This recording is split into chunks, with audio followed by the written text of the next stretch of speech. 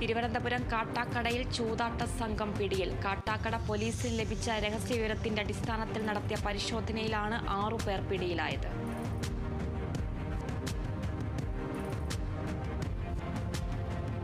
മലപ്പുറം മാറാക്കര ഗ്രാമപഞ്ചായത്ത് ഭരണസമിതിക്കെതിരെ പ്രതിഷേധ സമരം സംഘടിപ്പിച്ച് Marakkara CPIM local committee.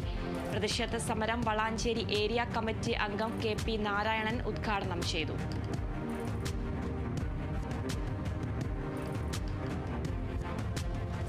Thiruvananthapuram Nedumangad നിഴൽ സാംസ്കാരിക വേദിയുടെ ആഭിമുഖ്യത്തിൽ P. ജയചന്ദ്രൻ അനുസ്മരണ യോഗം സംഘടിപ്പിച്ചു. അനുസ്മരണ യോഗം മുൻ നഗരസഭാ കൗൺസിലർ അഡ്വക്കേറ്റ് S. അരുൺകുമാർ ഉദ്ഘാടനം ചെയ്തു.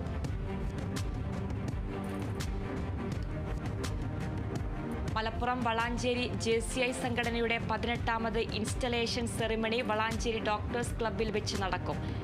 പ്രസിഡന്റ് അഡ്വക്കേറ്റ് ജംഷാദ് കൈനിക്കര ഉദ്ഘാടനം ചെയ്യുമെന്നും ഭാരവാഹികൾ വാർത്താ സമ്മേളനത്തിൽ അറിയിച്ചു.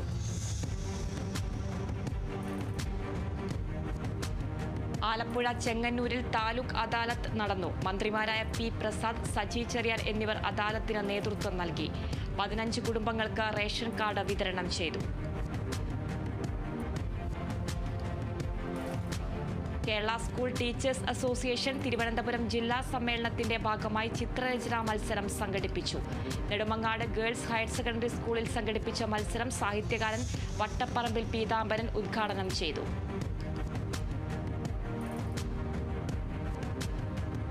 മാലിന്യമുക്ത നവകേരളം പദ്ധതിയുടെ ഭാഗമായി മലപ്പുറം കാലടി ഗ്രാമപഞ്ചായത്ത് ബാലഹരിതസഭ സംഘടിപ്പിച്ചു. പ്ലാസ്റ്റിക് മാലിന്യത്തിനെതിരെ പോരാട്ടത്തിൽ കുട്ടികളുടെ പങ്കാളിത്തവും ആശയങ്ങളും ഉറപ്പാക്കുക എന്ന ലക്ഷ്യത്തോടെയാണ് ബാലഹരിതസഭ സംഘടിപ്പിച്ചത്. പഞ്ചായത്ത് പ്രസിഡന്റ് KG ബാബു ഉദ്ഘാടനം ചെയ്തു.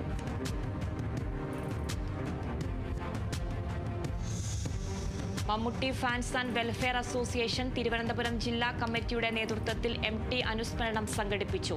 ചടങ്ങിൽ ചലച്ചിത്ര സംവിധായകന്മാരായ TS സുരേഷ് ബാബു, സന്തോഷ് വിശ്വനാഥ് എന്നിവർ പങ്കെടുത്തു. ചാരിറ്റിയുടെ ഭാഗമായി പൂജപ്പുര ഗവൺമെന്റ് ചിൽഡ്രൻസ് ഹോമിലെ കുട്ടികൾക്ക് സദ്യ വിതരണം ചെയ്തു.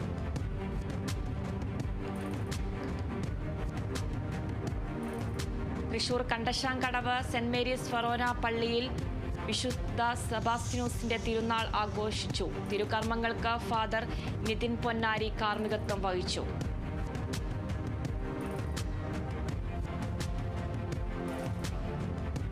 ശബരിമല മകരജ്യോതിക്ക് മുന്നോടിയായി റെയിൽവേ സ്റ്റേഷനുകളിൽ പരിശോധന ശക്തമാക്കി RPF. ആലപ്പുഴ ചെങ്ങന്നൂർ റെയിൽവേ സ്റ്റേഷനിലും പരിസരത്തും പരിശോധന ശക്തമാക്കിയതായി ഇൻസ്പെക്ടർ AP വേണു അറിയിച്ചു.